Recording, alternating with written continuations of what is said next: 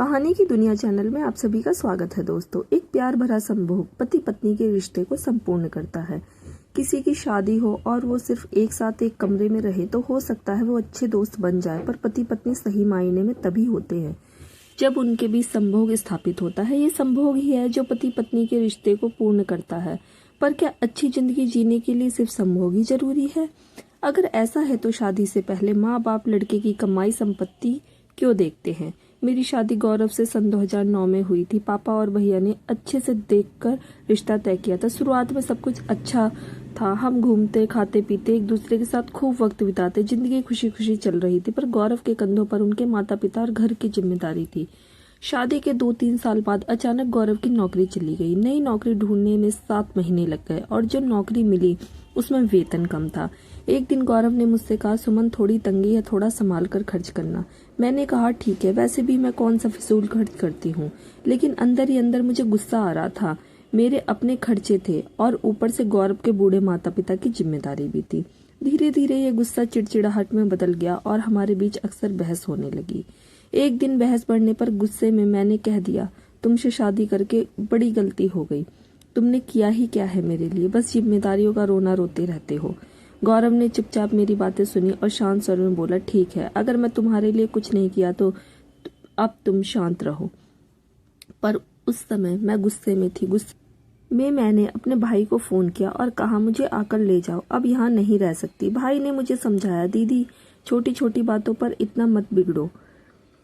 उसकी यह बात सुनकर मेरा गुस्सा और बढ़ गया। मैंने तुरंत पापा को फोन लगाया और उनसे शिकायत की, आपने मेरी जिंदगी खराब कर दी, मेरी शादी ऐसे घर में कर दी जहां पहले दिन से ही समझौता करना पड़ा। पापा ने एक लंबी सांस लेकर कहा, ठीक है, मैं आता हूँ, सामान पैक कर लो। थोड़ी देर बाद उन्होंने गौरव से बात की और अगले दिन मुझे लेने आ गए। मैं मायके आ गई। 1 हफ्ता बीत गया लेकिन ना गौरव का फोन आया ना मैंने किया। माँ घर का सामान मंगवाने के लिए लिस्ट बना रही थी। मैंने भी अपनी जरूरत की चीजें, सैनिटरी नैपकिन, मेकअप का सामान, स्नैक्स आदि लिखवा दिए। शाम को जब पापा सामान लेकर आए तो पूछा, अब तो खुश है ना बेटा, अब कोई दिक्कत तो नहीं? मैंने मुस्कुराकर कहा, नहीं पापा, अब कोई दिक्कत नहीं। पापा ने मेरी तरफ देखकर कहा, बेटा तुमने गौरव से कहा था कि तुम्हारे लिए कुछ नहीं किया, लेकिन जरा सोचो, जब जब तुम्हें कुछ चाहिए था तो कौन तुम्हारे साथ खड़ा था? उन्होंने आगे कहा, जब तुम्हारी कोई पसंदीदा फिल्म लगती थी तो कौन तुम्हें दिखाने ले जाता था? बीमार पड़ने पर दवाओं का खर्च, अस्पताल के बिल, घर का किराया, बिजली पानी, राशन, तुम्हारे मनोरंजन, बैंक, बीमा और भविष्य की बचत, क्या ये सब गौरव नहीं करता था? क्या ये चीजें आप घर आ जाती थी? पापा की हर बात मुझे अंदर से झकझोर रही थी। फिर पापा बोले, बेटा जब मेरी शादी हुई थी तब मेरा बड़ा गोदाम था। एक दिन बिजली गिरने से सारा गोदाम जलकर राख हो गया। उस वक्त तुम्हारी माँ ने अपने गहने गिरवी रखकर मेरे लिए एक साइकिल खरीदी थी ताकि मैं फेरी लगाकर घर चला सकूं। हमारे पास इतना पैसा नहीं था कि दिन में सिर्फ एक वक्त का खाना खा सकते थे, लेकिन तुम्हारी माँ ने कभी शिकायत नहीं की। पापा ने कहा, बेटा शादी का मतलब यह नहीं कि तुम्हारे सारे शौक पूरे हो। शादी का मतलब होता है एक ऐसा साथी जो हर परिस्थिति में तुम्हारे साथ खड़ा रहे। आज गौरव की स्थिति कमजोर है पर हमेशा नहीं रहेगी।